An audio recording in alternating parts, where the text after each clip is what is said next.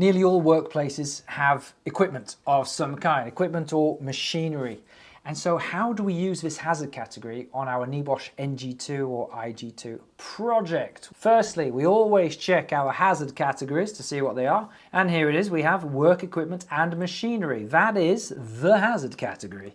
Work equipment and machinery. Even if it's a pair of scissors, it's work equipment and machinery. Just about everything around us is work equipment, isn't it? Whether it's a computer, a light in my case, even a spoon, saws, power tools, vehicles, it's all work equipment. The key thing with this is that you have to focus on the mechanical hazards. This hazard category is on about the mechanical hazards related to the machine. A mistake I want you to avoid is to try to risk assess other types of hazards. Let's just go back to our hazard categories. You see, machines often make noise, but I don't want you to use work equipment and machinery and then talk about noise. It's a noise hazard then, isn't it? Some machines create vibration. Again, don't use work equipment and machinery for a vibration hazard. Put that in the vibration category. Some machines create dust. Well, dust is a hazardous substance, so we're not going to talk about dust here, okay? I want you to focus exclusively on the mechanical hazards. So, sharpness,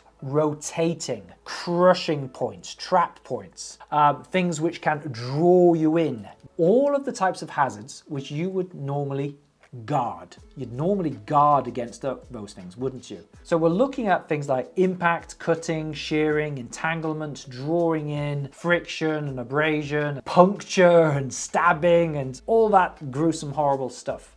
You might also include things like hot parts, like burn hazards. You could also include high pressure injection as well, which is again another mechanical hazard. So avoid things like use of grinders and then talking about the noise from the grinder and the vibration and the carpal tunnel and the cuts and the manual just what a mess that is. Just what a mess that is. Stick to the mechanical hazard of, say, the grinder. So you could say use of grinders which have extremely fast rotating abrasive wheels. Done. There you are. The mechanical hazard is that rotating abrasive wheel. Use of, say, robots, use of automated robots which move at high speed, or use of automated robotic arms. There we are, robotic arms. That's a little bit more specific. That kind of thing. That would be an impact hazard. Ow.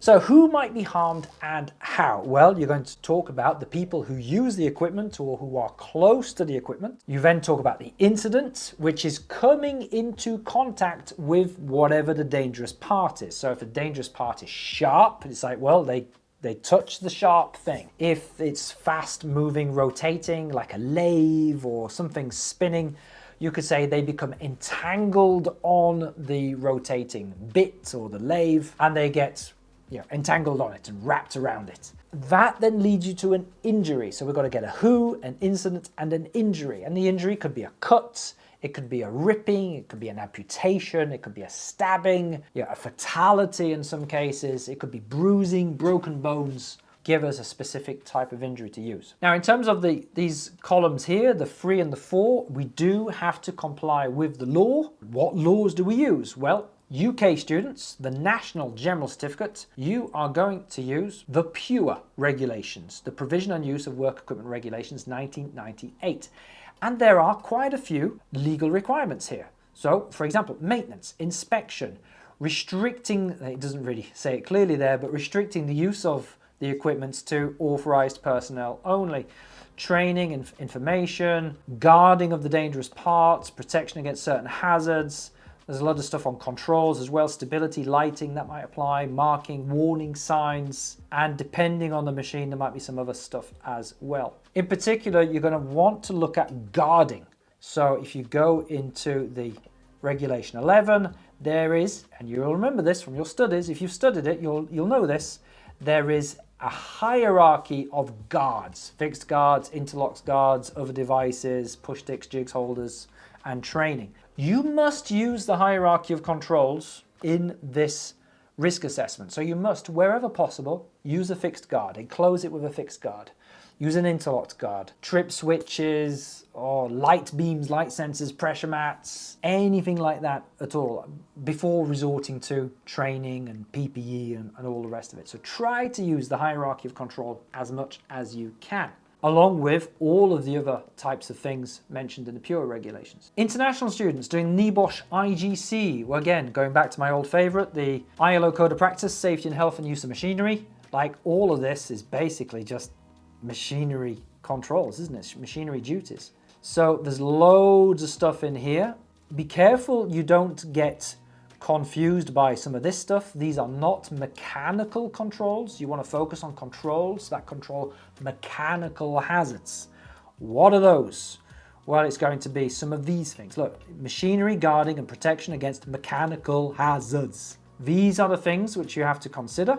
6 pages, it's not very much. You can broadly forget all of this stuff against the electrical stuff. We're not interested in electricity, fire, noise, we're not interested in that. Different hazard category, all of that. Broadly, you might refer to this when you are making your specific legal arguments down here. So there we are. National students use PUWER, international students use the ILO Code of Practice for machinery. Introduce everything legally required in your controls. Make sure you use the hierarchy, guard wherever you can. If it's a hand tool or a power tool where there is no guarding possible, to be fair, some power tools can have guards, like angle grinders do have guards, so mention those if it's an angle grinder. Some things can't be guarded, right? You should still try to recommend as much as you can.